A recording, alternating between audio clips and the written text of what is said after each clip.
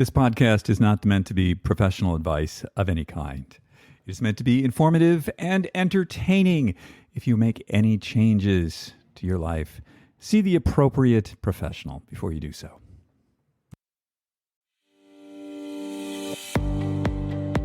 Welcome to Super Age. My name's David Stewart. I am the founder of Ageist and your host on the Super Age Show. We talk about how to live healthier, how to live longer, and how to be happier. And who doesn't want that? Today's show is brought to you by Inside Tracker, the dashboard to your inner health. Go to insidetracker.com/ageist, save 20% on all their products. The show is also brought to you by Element, LMNT. My favorite electrolyte mix. It's what I put in my water in the morning, and it's what I put in my water at the gym. Go to drinkelement.com/ageist and receive a free 8-serving sample pack with any purchase. Today's show is also brought to you by Timeline Nutrition with their breakthrough product, MitoPure, the first clinically tested urolithin A supplement, which is showing tremendous results for mitochondrial health. Go to timelinenutrition.com/ageist, use the code ageist at checkout, and save 10% off your first order of MitoPure. Welcome to episode 123 of the Super Age Podcast. This will be dropping on March 1st, 2023. We are back in Lower Manhattan, New York City today, and I'm looking out at sidewalks that have a little dusting of snow on it. I see some of the people out here working the buildings. They don't really shovel like in Utah we shovel. Here they use a broom and they push it off the streets.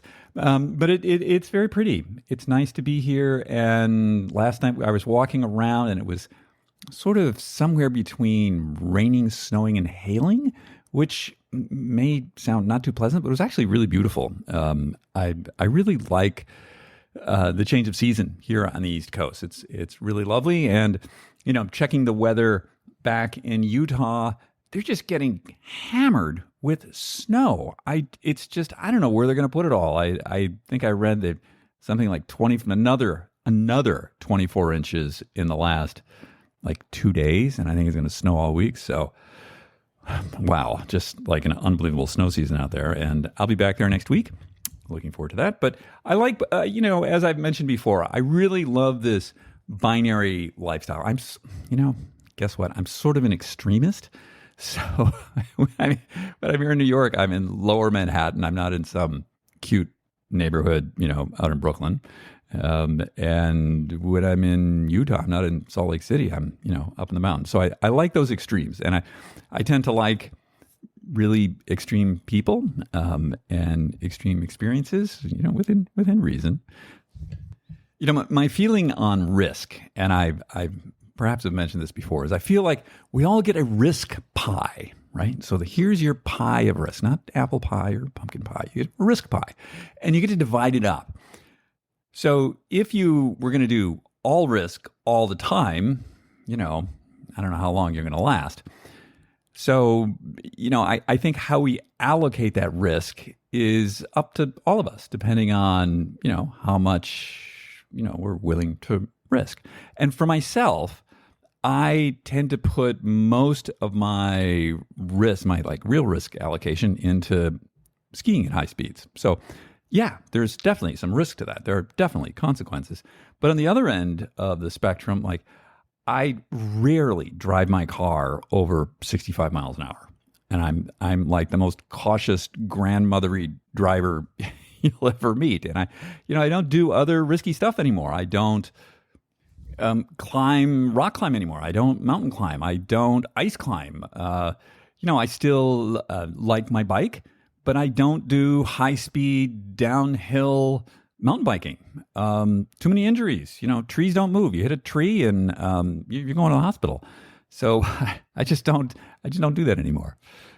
But I think we're all, it's all up to us. And the thing is, we can't be, and I don't want anyone to be 100% safe because that's just so boring. Who wants to live a life of 100% safety? What does that look like? I mean, you're like the boy in the bubble. Why do that? That's not what living is about. Living is about being out there in the world, meeting other people, having new experiences, having challenges. And, sometimes there's a little bit of risk in that, be it social risk or physical risk. And, have at it. This week on the show, we are so honored to have Dr. Satchin Panda. Sachi is a remarkable human being. He's at the Salk Institute. He's a professor of regulatory biology, and he is the guy to talk to about circadian rhythm. He's the guy whose lab discovered all about circadian eating, about the effects of light on circadian rhythm, and really how our genes and our molecular biology are affected by our circadian rhythms. He is a giant in the field. And I got to say, I'm just so happy to have him on. And FYI, he's a heck of a nice guy. So we're going to get on with Dr. Satchin Panda in just a moment after a quick word from our sponsors. Today's show is brought to you by Inside Tracker. Inside Tracker is the dashboard to your inner health. So why do you need to know that? Well, if you don't have actionable information on what's going on inside your body, you're just guessing, right? You don't know what's going on inside you. And as you're going to hear from Dr. Satchin Panda today, it's all about things that we can take action on, things that we can actually have an effect on. And Inside Tracker gives me that. I take an Inside Tracker Ultimate test every quarter, and it helps me keep track of my blood lipids, on my essential minerals, what's going on inside my body, and then gives me food first, supplement second, recommendations on how to affect these things. Like I tell people all the time, you know how much gas is in your car, but what's going on inside your body? Isn't that maybe a little more important? I think you need Inside Tracker. Go to insidetracker.com/ageist. Save 20% on all their products. Today's show is also brought to you by Timeline Nutrition and their breakthrough product, MitoPure. We all know how important mitochondrial energy is, and especially maintaining muscle and strength as we age. Urolithin A, which is found in MitoPure, has been clinically proven to increase muscle strength and endurance with no other changes in lifestyle. Urolithin A is essentially upgrading your body's cellular power grid, giving your body the energy it needs to optimize. I've been using MitoPure for a few months now, and what I can tell you is there is a noticeable change in the way my muscles re-energize after I use them. What that means is, say I'm involved in some intense activity in the gym or maybe some sporting activity. Normally, the next time I did it, I would be, kind of tired. I would be sort of gassed out. That doesn't seem to happen with this. And all I can imagine is because my mitochondrial grid has essentially been upgraded, it's not just my muscles that are getting upgraded, it's all the other cells in my body because they're all powered by mitochondria. Go to timelinenutrition.com/ageist, use the code ageist at checkout, and save 10% off your first order of MitoPure. A quick reminder, right after my chat with Satchin, there's going to be that little segment we do called Just Try This. Those little tidbits that maybe help you live a little healthier, a little longer, a little happier. So check that out right after my conversation with Dr. Satchin Panda, and we're going to call Satchin right now. Hello, Satchin. I'm so delighted to have you here. I'm so happy to be on your podcast. Where are you today? I'm actually in San Diego. I'm in the Salk Institute, where I'm a professor, and my lab works on circadian rhythms. So I'm in my office. I love that building. Louis Kahn did that building, right? Yeah, so Louis Kahn did that building, and this is very interesting because we know that our brain is influenced by the building, and he recognized it. So he wanted to build a very inspirational building that will influence everybody who walks into the building. And it actually works. So every day when I walk in, just the view inspires me, and everybody feels the same way. And in fact, this has been recognized as one of the masterpieces of modern architecture. And it's really an honor to be in Louis Kahn's building. There's so much to talk about circadian-wise, but what you just said, I think, is profound. That buildings influence how we think, and people often have that reverse. They think they can, by force of will, it doesn't matter where they are, but it's not true. No, it's only if you Yeah, there are many times everybody experiences that. They walk into a building and sometimes they feel inspired and sometimes they feel kind of a little down. And then the very simple example that people can have is actually buildings with very high ceiling inspire us. Buildings with direction where there is light at the end of one end of the building also give us sense of direction. So that's why all religious places do have light coming from one end.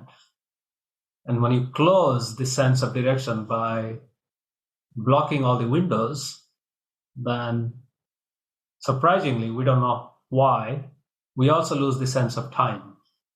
So the sense of direction and sense of time are intertwined. So when people go into a casino, which usually don't have windows, you lose the sense of time. We're going to have to do another podcast, Satya, on architecture. I had no idea this was going to go that way, but I love this. But let's. I want to move on to your what you're known for, which is circadian rhythm.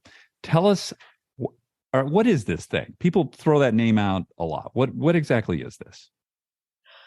Yeah, so circadian rhythms are internal timetables that are present in every cell, even every organ in our body, including the brain. And circadian rhythms, you can say, constitutes the master timetable that guides what time of the day or night each of our 20,000 genes turn on and off, so that every function of our cell or organs is tuned for peak performance. What do I mean by it is these timed activities in our body improve our immune system to better fight infection. They accelerate repair function to recover from injuries. They optimize brain function to elevate emotional and intellectual health. And circadian rhythms also supercharge our metabolism, particularly detoxification, repair of our DNA, so that we can live at a reduced risk for many chronic diseases that usually increase with age. So circadian rhythms are essentially the master plan that are already written into our DNA in every cell. And if we follow this timetable, then we can live few years longer disease-free, and we'll have peak physical, emotional, and intellectual performance at every age of our life. And how do I get the timetable? How do I know what it is? So that's the thing that that's what we are learning over the last 25 to 30 years at molecular level. But before that, people, particularly physicians, endocrinologists, they had recognized this. So for example, people who worked on blood glucose regulation, they figured out in 70s that if you go to doctor's office and do a glucose tolerance test, where you got to drink a sugary drink and then figure out how high your glucose remains for the next 2 hours. And surprisingly, people had found that in the first half of the day, if you drink a sugary drink, then your blood glucose will come back to normal level within 90 minutes or so. And for the same person, after the same number of fasting hours, if the GTT or glucose tolerance test is done in the evening after say 7 or 8 p.m., then glucose levels will remain high for a very long time. And if someone is pre-diabetic, then he or she may be even diagnosed as diabetic if the glucose tolerance test is done in the evening. So there has been a term called evening diabetes. So this tells us that we are designed to eat more carbohydrate in the first half of the day, not in the second half of our day or late into the night. So similarly, endocrinologists also figured out that our growth hormone spikes few minutes after we get into sleep. And if we sleep at the same habitual time every day, then we get the benefit of growth hormone. So the only thing we have to do is go to bed at the same time every day. And then the timetable takes care of growth hormone spike. So similarly, over last 50 years, I would say, endocrinologists and physiologists, they figured out that our body is programmed with this timetable, and we just have to follow it. And you asked a very interesting question. How do we know what is the timetable? What is written for us to do at what time? And it boils down to connecting this timetable to what we know the three foundations of health. That is sleep, nutrition, and physical activity or exercise. So that means when and how long we should sleep, when we should start eating and stop eating, and when we should do exercise. And once we do these three at the prescribed time, or what is written in our DNA, then everything else will fall into its place. So I guess the nature of my question is your circadian rhythm, your DNA timetable, the same as mine? Or is there, like, how much, I know people like to exercise in the morning. Some people like to exercise in the afternoon. I don't know. What are the similarities in the timetables? It's more or less similar. I mean, we haven't seen big differences in timetable. The point is our timetable or our circadian rhythm is, first thing is, the rhythms are very close to 24 hours, give or take 15 or 20 minutes from person to person. And then second is, for most of us, we have been programmed to sleep at night. Not necessarily from sunset to sunrise, but suppose, say, for an average person who is living plus or minus 30 degree, 35 degree north or south of the equator, it may be 3 to 4 hours after sunset, we typically go to bed and then be in bed for 8 to 9 hours so that we get enough sleep. And then we wake up, we are programmed to wake up around dawn or a little bit after that. So that program is in almost everybody's DNA. And similarly, when we should eat and when we should exercise, those are also roughly the same. What happens is people always say, hey, if I'm exercising in the morning, am I harming myself? The point is no, because any exercise is better than no exercise. But then if you are pressed for time, and if you want to get the maximum bang for your buck, then it's possible that instead of doing 1 hour exercise in the morning, for example, you can get away with the same benefit with 30 or 45 minutes in the afternoon. That's kind of the general way of saying it. The other thing that surprising findings in recent years, what we have found is for people who are trying to control their blood pressure, who are trying to control their blood sugar with exercise, afternoon exercise seems to be more effective in reducing blood pressure and also controlling blood glucose much better than the identical exercise done in the morning. Of course, this is very preliminary. This is coming out only in the last 3 to 4 years. Typically, what happens is scientists do these experiments on a small number of people, a dozen or 2 dozen, find some evidence, and then try to expand it on more number of people in multiple locations to see how generalizable this trend is. But if we go back to, for example, the programs in circadian rhythm, when we should be doing exercise, we also know that our muscles are more primed to soak up more glucose with less insulin towards the end of the day, because we are likely to be more active towards the end of the day.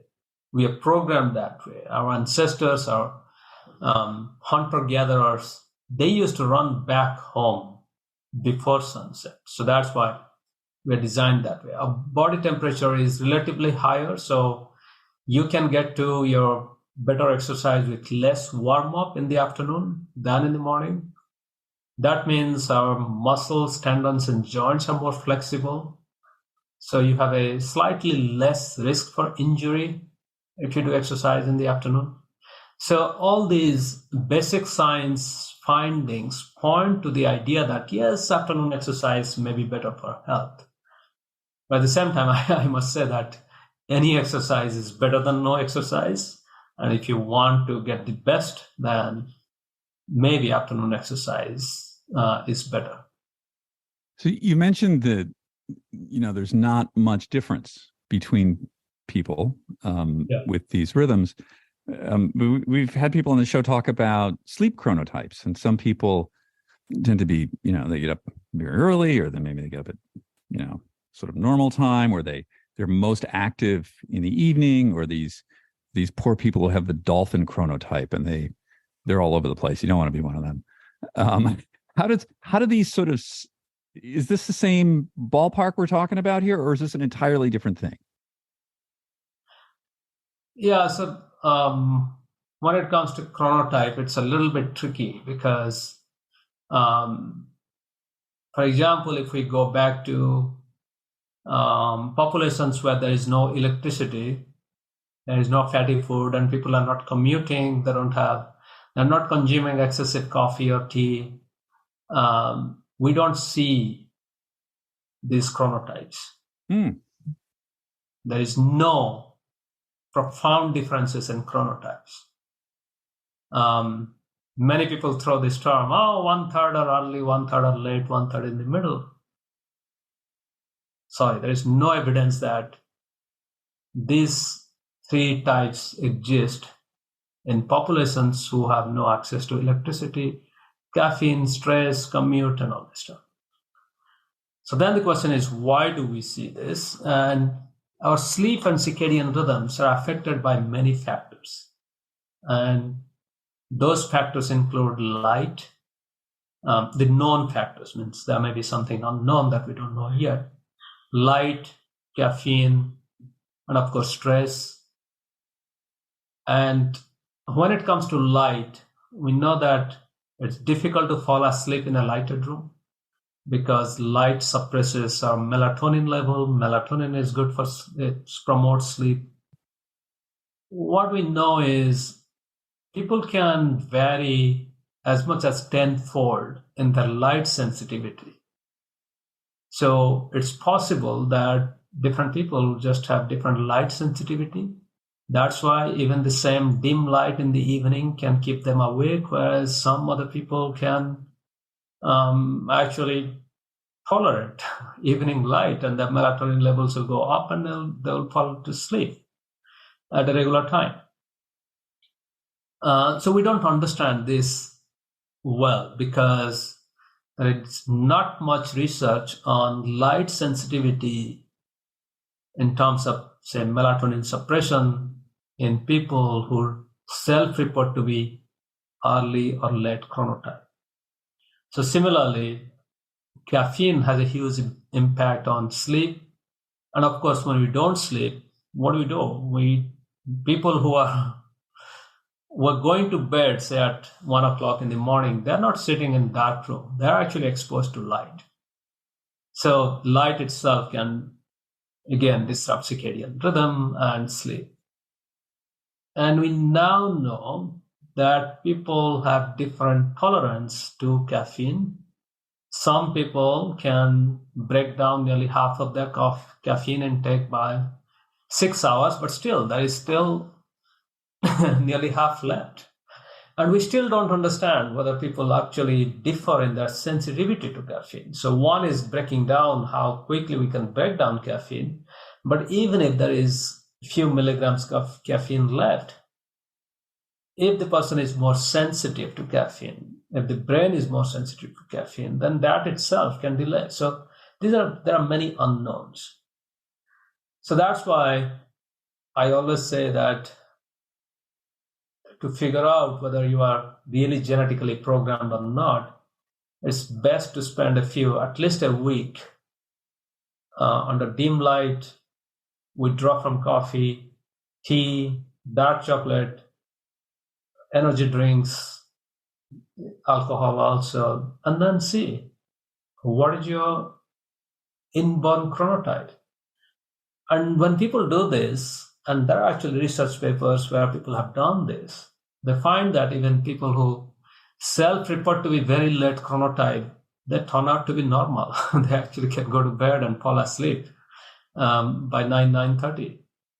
And myself, during grad school, I don't remember, there are maybe very few days when I went to sleep before 1 o'clock in the morning. And I always thought that maybe I'm just late.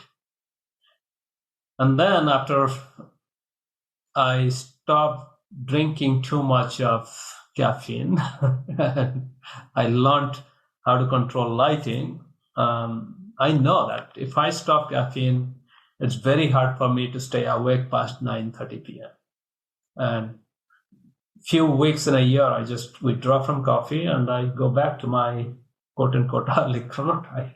This is fascinating. One of the things that I'm sort of linking on here, and I don't want to dwell too much on this, but the light effect and the differences in the thickness of people's eyelids. That I sleep with a sleep mask, like no matter where I am, because I tend to be very sensitive to whatever. And that it might not actually be a chronotype issue. It might just be light sensitivity or eyelid thickness or something like this.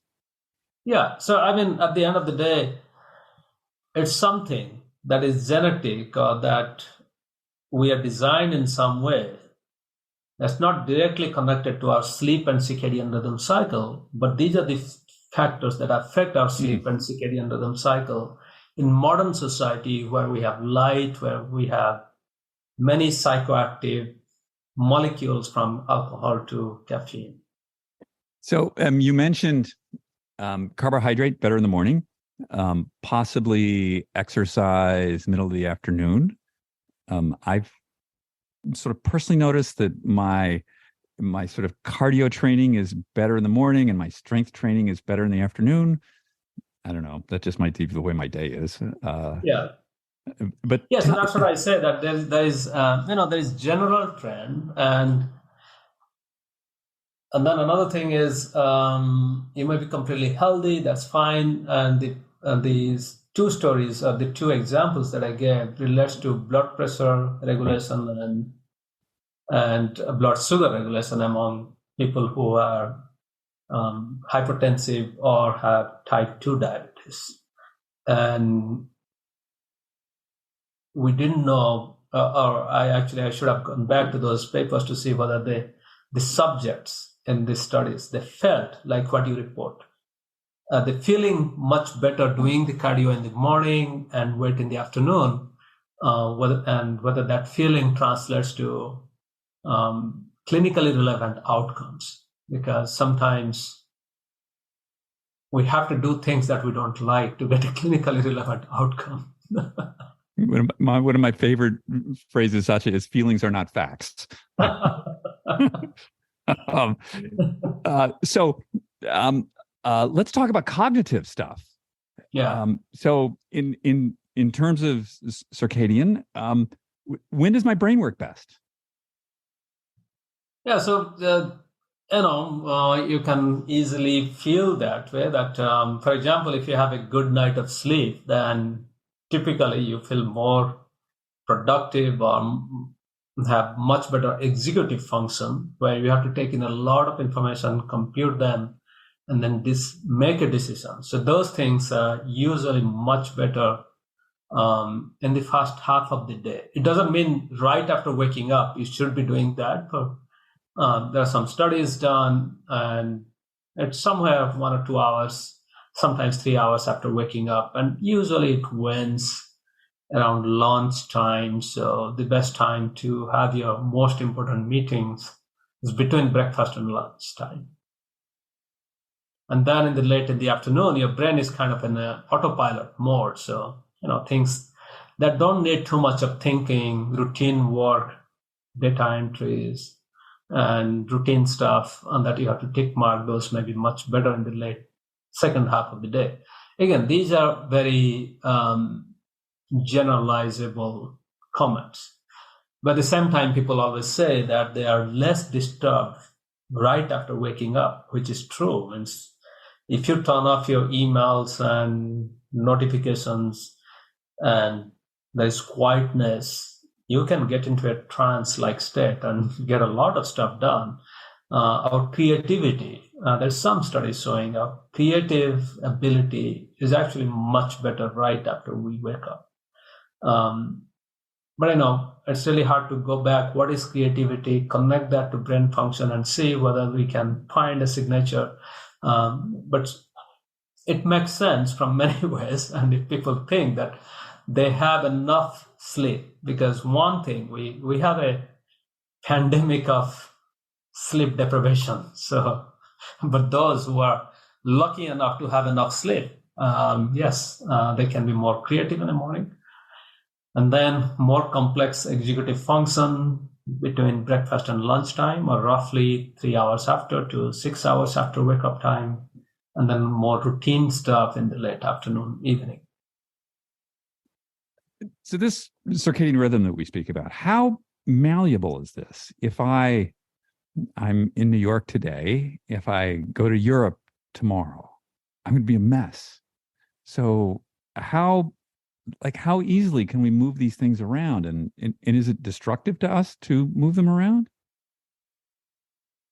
Well, in nature, what happens is, if we think about it, and we have been on this planet for 200,000 years, out of which 199,800 years or so, we didn't have the ability to move one time zone in one day.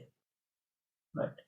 The ability to move 3 or more time zones in a day is only, for a lot of people, happened only in the last 100 years. So that means we are not designed to adapt to a very rapid change in time zone. And now if we go back to the molecular and cellular underpinning of that and why it is so, the circadian rhythms are malleable. They can be changed slowly, because if they cannot be changed, we won't be existing on this planet. The reason is, between summer and winter, there is a good change in day length, and it can be as much as 6-7 hours, depending on where you live, how far away from the equator you live. So that means we and almost all animals, we are designed to adapt to that small change in day length that happens every day. Because we have to keep in mind, our sunrise to sunrise is not exactly 24 hours. If you go into the sunrise time calendar, you will see it's not exactly 24 hours. It's slightly different. And the northern latitude you go, it can be extreme, few minutes, whereas close to the equator, it can be few seconds. So that means our brain, our circadian rhythm is designed to adjust few minutes every day. But now imagine there is a stormy night, there is a lot of lightning happening in the middle of the night, and we should not be designed to reset our clock thinking that that will be the new day next day. So that's why our brain is designed in a way that if you disrupt our rhythm by exposing us to a lot of light, all of a sudden, the brain will say, okay, let me think. Is it reproducible? Is it going to happen next day again and again? And if so, then I'll slowly shift. And for most people, that pace of the maximum pace of shifting our brain clock is roughly 1 hour for one day, for 1 hour in change in time zone. So that means if you are flying across 6 time zones, for your brain to completely reset, it might take 6 days. Some people might be a little faster. They will say in 3 or 4 days they are reset, and some people, they can actually take up to a month. Some people actually report they cannot adjust to the change in daylight saving time for almost 6 months. So there is individual variability, but this is the reason behind why our brain is not wired to rapidly reset to a new time zone. because it wants that validation that it is actually a real change. It's not one night you went to party and then there was some light and you came back. So let's talk about what happens if we disrupt our rhythm. So, normally I go to bed about maybe like 9:30. If I decide to go wild and go to bed at 2:30, and then I'm not only going to be sleep deprived the next day, my rhythm's going to be off. So what happens? What are the consequences of people who, like, I can only do that. I'm not a party animal, so I do that like twice a year. Yeah. But some people, they do this, frequently. What are the health consequences of that? Yeah, so it's almost similar to saying, somebody goes to school or say college, there are certain classes at certain time. And then the question is, if I don't show up for the class, what happens? You're not going to get an F grade right away. But the point is, if you don't show up frequently, your grades will take a hit. So similarly, let's come back to what is the function of circadian rhythms. Circadian rhythms have few functions. One is anticipation. Your body anticipates certain things and prepares for those events. The biggest event in our everyday is waking up. Waking up is a big thing. Our body was lying idle for several hours and it has to wake up, get out of the bed, start walking, running, chasing, getting ready for work or whatever you are doing. It's a huge change in physiology. And we just can't be reactive. So that's why a blood pressure begins to rise an hour or two before we wake up, our breathing begins to rise, our cortisol levels rises many hours before we wake up. All these preparations are happening for us to wake up. Then the question is, for example, if you wake up too early, the morning when you are trying to go to catch a flight and you're waking up 2 or 3 hours earlier by setting an alarm clock, you wake up and you feel groggy, you feel like, okay, so even after a couple of cups of coffee, you are still not ready. So that means our body's physiology, metabolism, hormone levels were not ready for us to wake up. And we woke up and we feel that. So similarly, our digestive system also produces digestive enzymes, digestive juice, and acid to digest our food. And that preparation happens few hours before we eat our habitual breakfast. Like if we eat breakfast around the same time, suppose say between 7:30 and 8, I eat my breakfast every morning. Maybe around 6 or 6:30, my stomach is preparing. And that means if I don't eat breakfast at 7:30 or 8, the timing passes, stomach was ready, didn't get food, and then I eat breakfast at 11, there's some discomfort. It's not going to kill me. But then if I keep on changing my breakfast time from one day to another, then my physiology, my metabolism is not optimum. And in fact, we have even gone back to very carefully controlled calorie restriction study that ran for 2 years.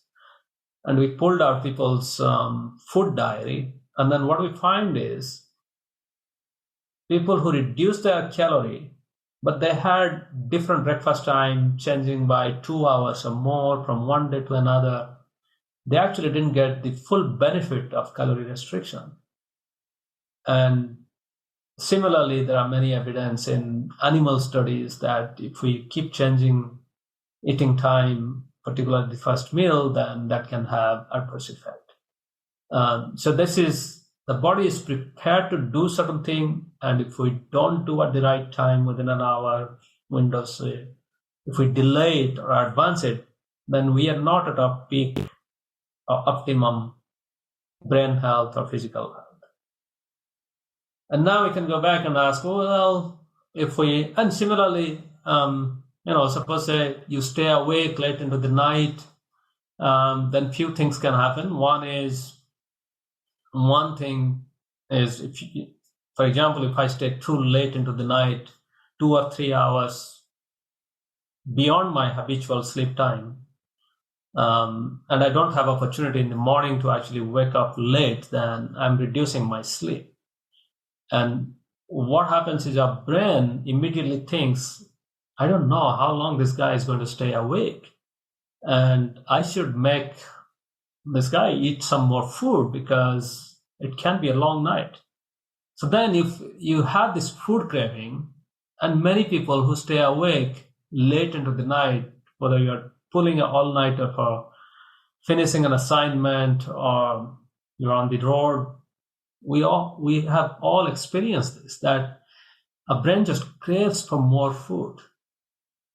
A brain is craving for food, but at the same time, we know that the stomach is not ready for it because the kitchen has shut down.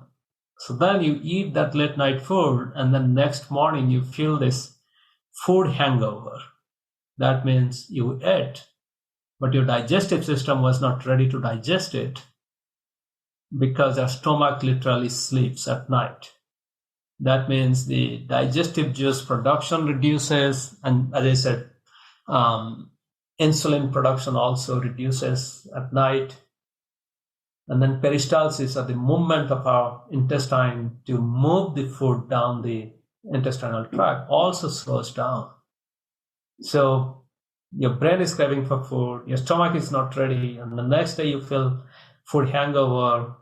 And then if you're sleep deprived, then next day your brain also is not good in making all of these executive functions, because executive function is deciding on many inputs and figuring out what to do.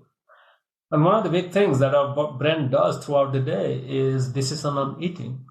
Like, you might think that we are eating 3 meals, but think about it. Every time there is food, we are deciding, should we eat? Should our hand reach out and grab that candy, that donut, that's coffee? Should we add more sugar to the coffee?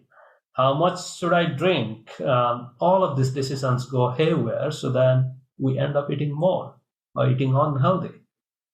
It also affects since our executive function is compromised, that means forget about doing math test. Many of our executive functions also relate to interpersonal relationship. Your spouse might ask you to go take care of X and Y, and you're irritated and you cannot process that, and you can say, why can't you do this? Or your voice tone might raise. And those things are very damaging, and it damages your social life too. So the bottom line is, when we don't do these very simple things, particularly sleep and food at the habitually set time, it can create discomfort and reduce our optimum performance. And if it continues for many days or years, for example, those who do shift work, they are at a very high risk for many chronic disease. And they say that they feel like they're aging faster. And I'd be interested to see, people are figuring out this chronological age and biological age. It'll be interesting to see whether somebody does a study on shift workers like firefighters, cops, even doctors and service workers, truck drivers, to see whether they are in fact aging faster than their chronological age. But we have seen again and again a risk for many cardiovascular disease and affective disorders of mental health. Those risks go up tremendously when people do shift work. There are certain kind of cancers. Those are also associated with, those risks for those cancers are associated with shift work. And in fact, the World Health Organization has put out a statement saying that shift work is a class 4 carcinogen. So that means it itself, this is one lifestyle that is equivalent to chemicals that cause cancer. Of course, not as serious, but then still we have to keep that in mind. I find that that makes sense to me, but I'm also looking at you as a doctor and thinking, huh, what are you guys doing to your interns? Yeah, so that's why, I always say, whenever there is a story about a centenarian, if you go back and look at, it's very rare to find a airline pilot, firefighter, or professors or physicians living to the age of 110. It's usually people who have very simple lifestyle, or they change their lifestyle after they retired at the age of 50 or 60, and then they went back to a regular schedule. They're not the ones who are flying around the world in every 4 weeks or 2 weeks. They're living to the age of 110. Which brings me to the question of the intersection of age and circadian rhythm. That people does age. What's the age's effect on this? Is people seem to wake up earlier, or is this a different phenomena? What are your thoughts on that? Yeah, so there is a very well-documented effect of age on sleep time and also wake-up time. And it seems like it's not the age, but actually it's the effect of sex hormones on circadian rhythm. So, for example, we know that when kids reach puberty, then their circadian rhythm is changed in some way. We don't know exactly how. Nobody can put a finger and say, this is how the sex hormone changed the circadian rhythm. But what we know from large-scale data collected from thousands of people is we tend to wake up late. So you can say, for example, kids become late chronotype. High school students are likely to go to bed late and wake up late. We don't know whether that's the effect on light or something else, but the output, what really matters is they become late chronotype. And then as we age, and particularly for women, after they hit menopause, or men equivalent age, say 50, 55, we again tend to be early chronotype. We tend to wake up early. We just sleep like babies. Wake up too many times at night, and then finally we're up at sunrise. But is there any kind of data or studies out there on the differences? Do you do like an A/B, women who've done HRT and not? No, there's not much data because this is an area, circadian rhythm, although it's very popular now. When it comes to research on circadian rhythm, I would say throughout the world, there may be only 400 or 500 labs who work on circadian rhythms at molecular levels who can answer these kind of questions. And how these numbers compare. So, for example, if you go to New York City has more scientists working on cancer than all circadian rhythm researchers throughout the world. So we have a lot of questions to answer, but we don't have the means to do it, and also sometimes these experiments are difficult. What we know is as we get older, I told you about the growth hormone story, how growth hormone spikes after we go to bed. We know that as we get older, a growth hormone spike becomes smaller and smaller. And on top of that, people who are obese, the growth hormone is even smaller. So this is one way we knew from many years ago, 3 decades ago, that as we get older, not only our sleep structure dampens so that we find it difficult staying asleep throughout the night, and we are also likely to wake up early. And there is also a hormonal relation to it. For example, the growth hormone spike becomes smaller and smaller. As we age, our circadian rhythm dampens. So that means our body actually doesn't have the right timing cue when to do what. But it's not the end of the story, because we are actually the master controller of our circadian rhythm. In fact, our daily habits are. So, for example, if we just follow 5 or 6 simple habits, we can sustain and nurture a healthy circadian rhythm that will in turn help us to live a long, healthy lifespan. And what are those 5 or 6 things that we should do? So number 1, be on time for your sleep, which means try to go to bed at a habitual fixed time and then stay in bed for at least 8 hours. Because when you stay in bed for 8 hours, then you get at least 7 hours of restorative sleep. And during that sleep, our circadian clock will help produce enough growth hormone to repair all the damages that we have done to our body during the day. It helps to drain all the toxic chemicals from our brain, and also helps us repair and rejuvenate our brain cells. And when the brain is repaired, it also helps repair the rest of the body. Then number 2, after waking up in the morning, try not to eat or drink something that has energy for at least 1 or 2 hours. Because that's the time when our stress hormone reaches its peak level and our sleep hormone melatonin has not come down completely. And these 2 hormones, when they're high, they also adversely affect how our body handles glucose. So our body is not ready to digest and use nutrition properly for the first 1 or 2 hours in the morning. And then number 3 is to eat breakfast at a consistent time, because breakfast is the cue to the rest of our body clock to start the day. So our body clock actually gets its cue for the beginning of the day from our breakfast, and our brain clock gets the cue from light.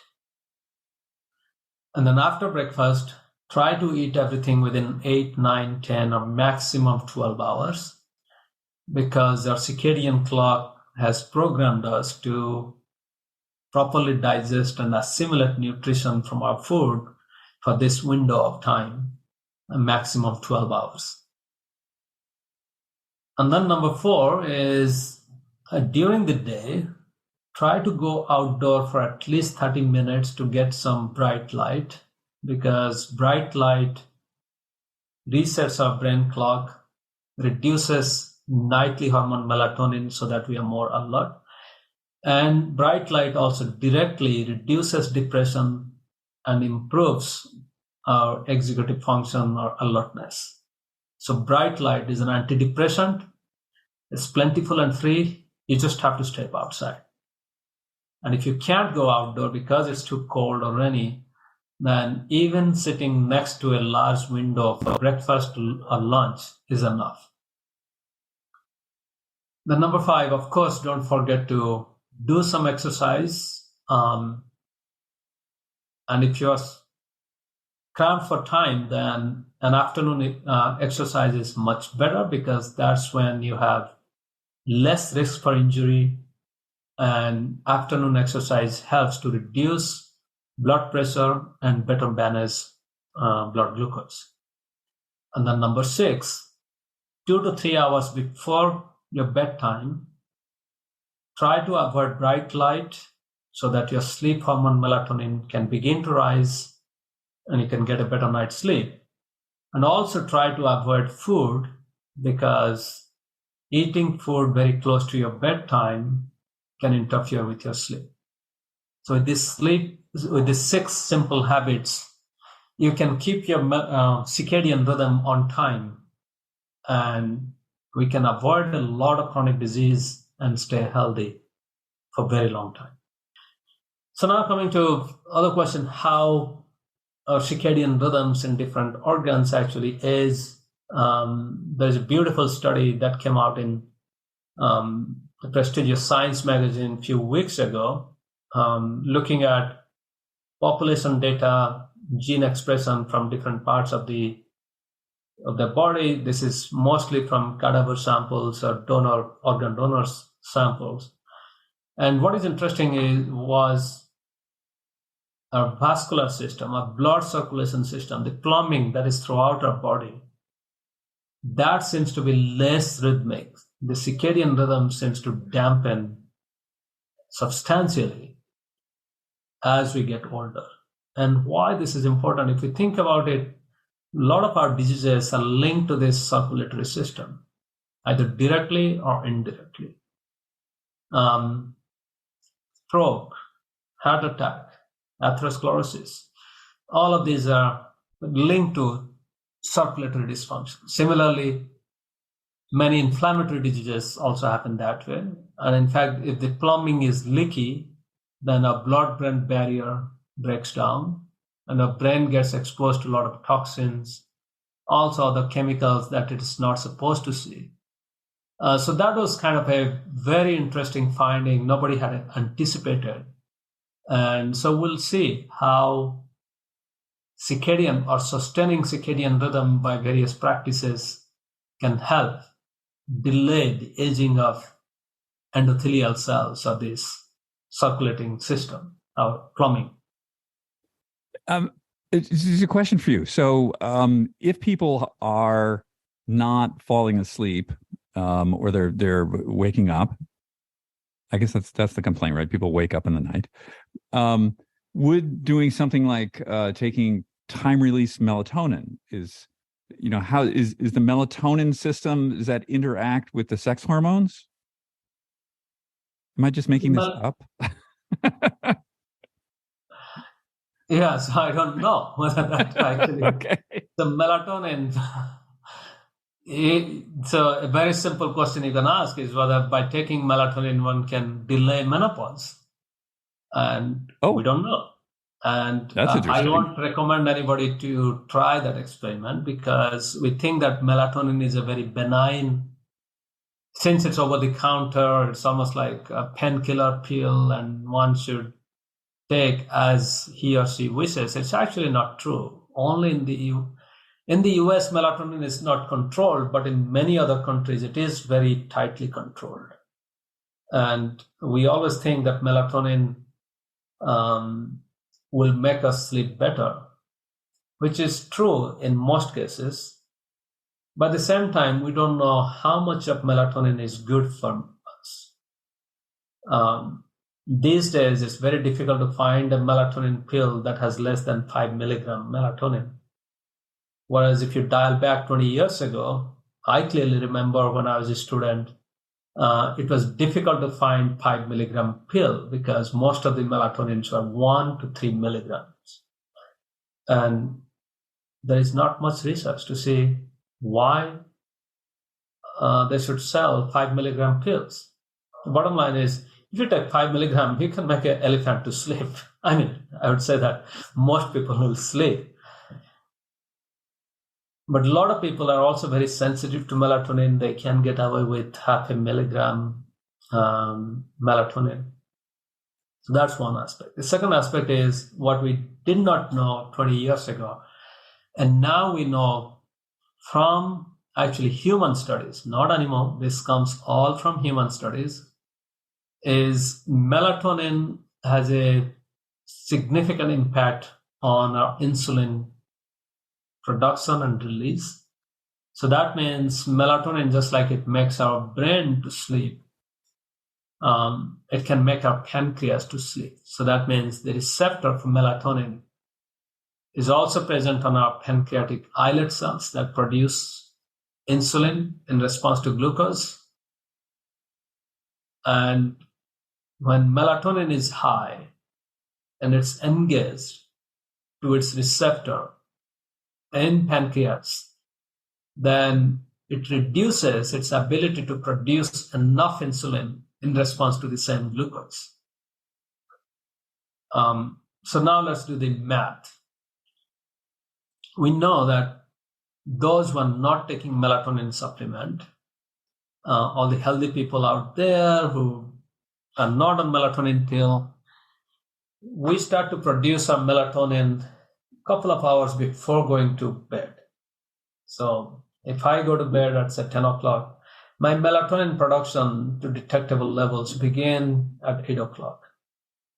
And if that melatonin is going to bind to my insulin producing cells and inhibit insulin production or reduce insulin production, then if I eat something even at 7:30 p.m., then it'll be very difficult for me to control my blood glucose. Whereas if I eat the same meal at 6 o'clock when there is no melatonin, then it'll be relatively better for me because I can produce enough insulin to take care of that glucose. So you just answered the question about why you should eat carbohydrate in the morning and not in the evening. I never knew why. Now I know. No, this is one. There are many mechanisms, and this is one of them. And also this is late in the night. We're talking about 2 hours before your bedtime. So the second thing is in the morning, if I wake up at say 6 o'clock and if I'm going to the backyard to check my garden or I'm just walking outside, then that bright light will reduce production of melatonin from my pineal gland, and my blood melatonin levels would drop. So the blood melatonin level is dropping because light stops production of melatonin from the pineal, not because light is breaking down melatonin in my blood. And this is a very important point to keep in mind. So that means after waking up, it takes an hour or two for my melatonin levels to drop to baseline. So now you take a person who is taking slow release melatonin at bedtime. That slow release melatonin is also staying in the system way beyond the person wakes up. No bright light is going to make any dent on that blood melatonin level. So what it means is that person is also likely to have a really bad insulin response, even in the first half of the day. So you might sleep better, but your diabetes might get worse. So that's why you ask all the sleep researchers who work on melatonin, I bet no one takes melatonin every day. Maybe they will take melatonin once in a while when they're jet lagged, but none of us will take melatonin on a regular basis. I've had sleep researchers on the program, and they all are just horrified by this, especially with kids, giving kids like these massive melatonin doses. So I wanted to ask you, as we finish up here, what are you seeing out there in useful applications of medical technology? Because there's a lot of sort of fatty stuff out there that people, kind of it comes in the news. But what are you seeing that's really going to move the needle in terms of health span going forward? I guess I'll give you one example how we have come, and then you can make the extrapolation. Think about diabetes care, say 30 years ago. Somebody gets a diagnosis of type 2 diabetes during annual checkup, mostly. If they're lucky enough to do the annual checkup every year, then I'll say, well, your fasting blood glucose is more than 125 milligram per deciliter. We doubt you have type 2 diabetes. Why don't you come back for a postprandial glucose tolerance test? And then they will diagnose with diabetes, type 2 diabetes. And you are on the drug. Sometimes you forget your drug, sometimes you don't, and you are eating. The physician tells you to eat certain things, and many times we forget to eat correctly.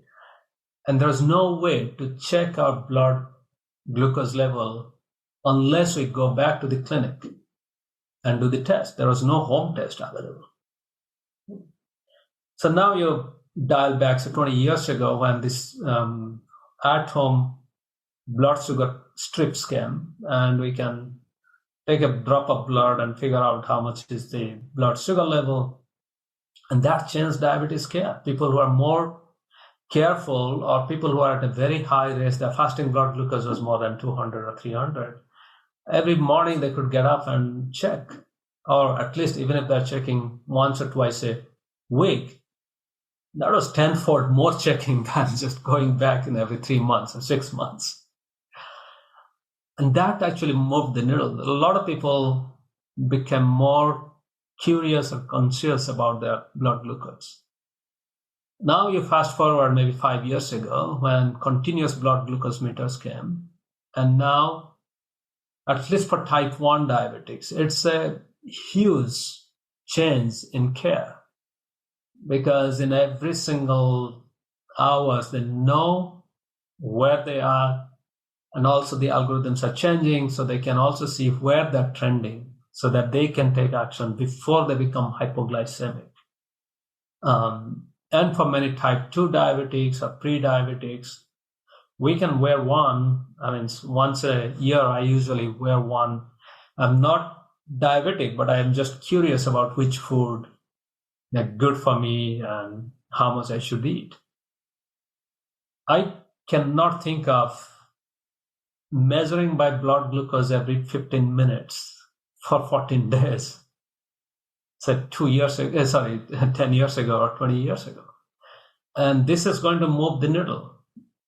So similarly, like home blood pressure monitors, those are big technological changes that changed needle.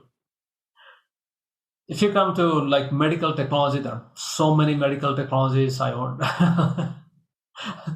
It's really hard for me to comment, but few things that come to my mind which will make a huge change is, if we think about when a person goes to a hospital, and we make a diagnosis. There are a lot of diagnoses you can do from blood. There are a lot of diagnoses you can just do from vitals. But then the biggest thing that has happened in the last 50 years is medical imaging. Our ability to look inside a human body beyond X-ray. Means if you think about X-ray actually changed bone health, bone care tremendously. But MRI, CT scan, all these scans, they actually changed. But the point is, those are very expensive. We don't have a portable MRI, for example. There are a lot of countries where more than 50% of adults don't have access to an MRI within 100 miles of where they live because of the cost and the bulkiness. Now, I think if there are companies that are coming up with small portable MRI, that will change medical care, particularly diagnosis, looking inside the brain, looking inside the body to see what is happening.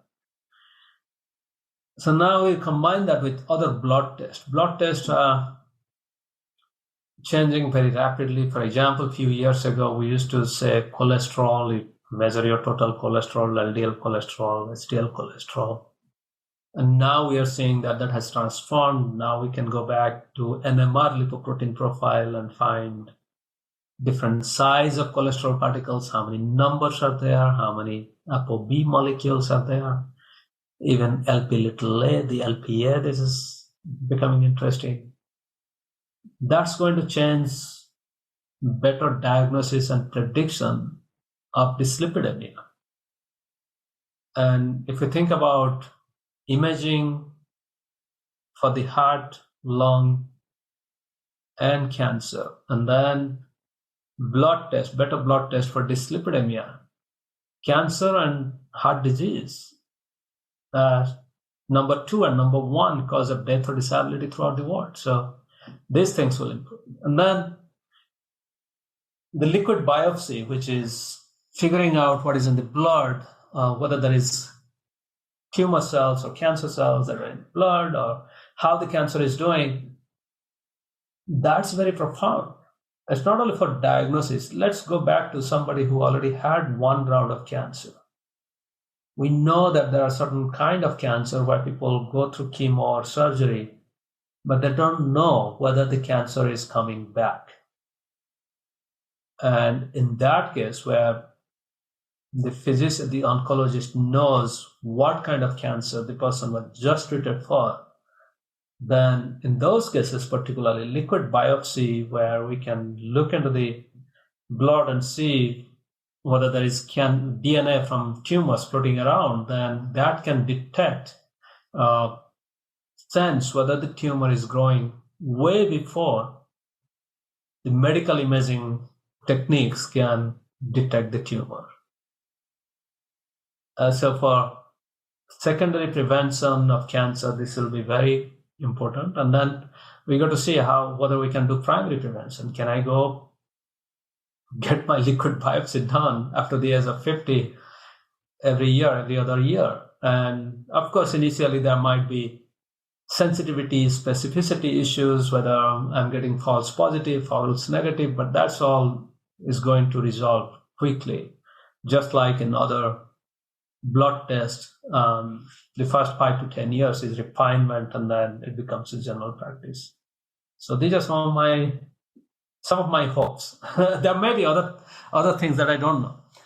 But there's one thing that I also am very interested in from circadian point of view, that is care in ICU. When somebody goes into intensive care unit, that's the worst place for circadian rhythm. The lights, most of the ICUs, the lights are on 24/7. The patient is fed through a tube 24/7, and then is poked multiple times. And an average ICU patient gets less than 5 hours of sleep, and that's also interrupted sleep. And in that case, if we just take a healthy person and put that healthy person in the ICU condition, that person will not remain healthy after a week. And there will be many physiological and metabolic complications, also brain complications. So that's why we see that nearly 1/3 of ICU patients develop delirium. Their brain just is out of control. So now the question is, can we come up with better ways to manage the ICU, to bring back some sense of circadian rhythm? That's one. And second is, who are the patients who are going to ICU? These are very seriously ill patients. And in the US, nearly somewhere between 10 to 17 million people go through sepsis, and then they go to hospital for some kind of treatment. And unfortunately, a good proportion of them, somewhere between 10 to 15%, actually die during the hospital stay, before they are even released. And then those who get released, there is a very high chance that they will go back to ICU or hospitalized in the next 1 year. So they go into this cycle. And in this case, we don't know whether the circadian disruptions that they have in ICU actually continues after they're released. And whether we can bring back their circadian rhythm by better sleep-wake cycle, better management of lighting at home, and a little bit of maybe exercise in the late afternoon, and eating fasting rhythm, so that we can reduce the rehospitalization. Because when you're talking about 10 to 17 million people, even if we benefit 10% of them, that's million lives, and that's billions of dollars. And the reason why I'm hopeful, that evidence comes from a very opposite spectrum of our age. So that's neonatal ICU, where babies who are born premature, they are admitted. They're also under constant light. And there was a study done in Mexico City where they randomly assigned 60 plus neonatal ICU patients or premature babies to constant light, which is the standard of care, standard practice. 12 hours of bright light, the normal light that was for everybody, and then 12 hours of dim light. It's not complete darkness. It's just very dim light, 10, 15 lux, 20 lux of light. And what they found was this preemies were born between 30 to 36 weeks of age, gestation. They were released from NICU, neonatal ICU, on an average 13 days earlier because they grew, their body weight gained much faster and they grew much better and they were released. And this is impressive because just imagine every day of neonatal ICU is just pure economics is few $1,000s. And from emotional point of view, those who had a premature baby, they know that how emotionally draining it is to see every single day your baby is in ICU. It's very draining emotionally. So when the baby is released 12, 13, 15 days earlier than the other babies, is that the societal impact is huge. In the US, nearly 350,000 babies are born premature every year. And they stay in ICU, neonatal ICU, for several days. Just imagine, there is no wonder drug. And in fact, there is no drug in clinical trial, or there is no ongoing clinical trial for any drug that is predicted to reduce neonatal ICU stay by 10 days or more. Nothing. So this is something that can be done now based on this research finding. So that's why I think that if neonatal ICU patients are benefiting so much by bringing little sense of circadian rhythm, then why can't we apply this to ICUs in general and hospital practice in general? That will reduce cost and also improve our societal health. I've had a couple of long hospital stays. Yeah.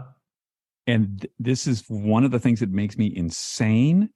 The way they would come in every 2 or 3 hours and wake me up and put something in me, and I was just like, no, you understand? I need to rest. It's terrible. It's like torture. Yeah, it is torture. Just imagine if you take a healthy person to do the same thing, it will be... It'd make them crazy. Yeah. This is wonderful. Satchin, far more than expected. And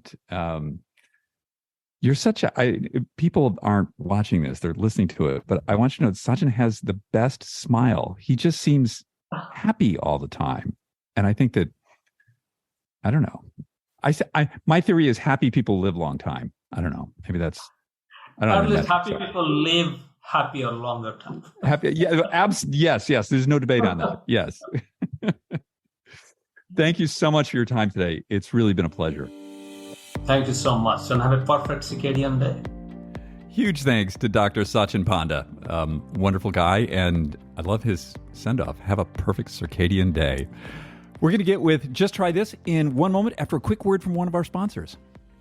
One of the great discoveries of last year was that hydration is not just about drinking water. We got to replace our electrolytes too, or hey, guess what? Our brains and our bodies aren't going to work so well. My favorite electrolyte mix is Element, LMNT. It's the perfect scientifically formulated mix of sodium, potassium, and magnesium to replace my electrolytes. Go to drinkelement.com/ageist. Get a free 8-serving sample pack with any purchase. Hey, my favorite one today is called Orange Salt. Check it out. Today on Just Try This, we talk a lot about walking. Walking is an amazing exercise. It's just sort of the perfect use of our bodies. But there's walking, and then there's sort of conscious walking. And so try this today. My suggestion is, as you walk, pay attention to your breathing. Are you holding your breath? Are you breathing fully? How many breaths do you take for how many steps? It's good to become aware of how we're breathing, how we're moving our bodies, and it helps us stay more in the moment. Some people call this meditative walking. I just think it's being conscious of the world around us. It helps keep us in the moment and our brains from cycling to the past or to the future or some other things. Pay attention to your breathing. Feel your feet as they walk on the ground. Just try this. Thank you so much for joining us on the show today. We really appreciate your time and your attention, and I hope you enjoyed our conversation with Dr. Satchin Panda, amazing human being. Everybody, you now have the opportunity to, guess what? Leave us up to a 5-star review wherever you listen to this program, and comments. We love comments. And hey, if you want to get in touch with me directly, hit me up, david@superage.com. I answer all of my email personally and promptly. Next week, we got another good one coming to you. Until then, as Dr. Panda says, have a perfect circadian day and enjoy the rest of the week.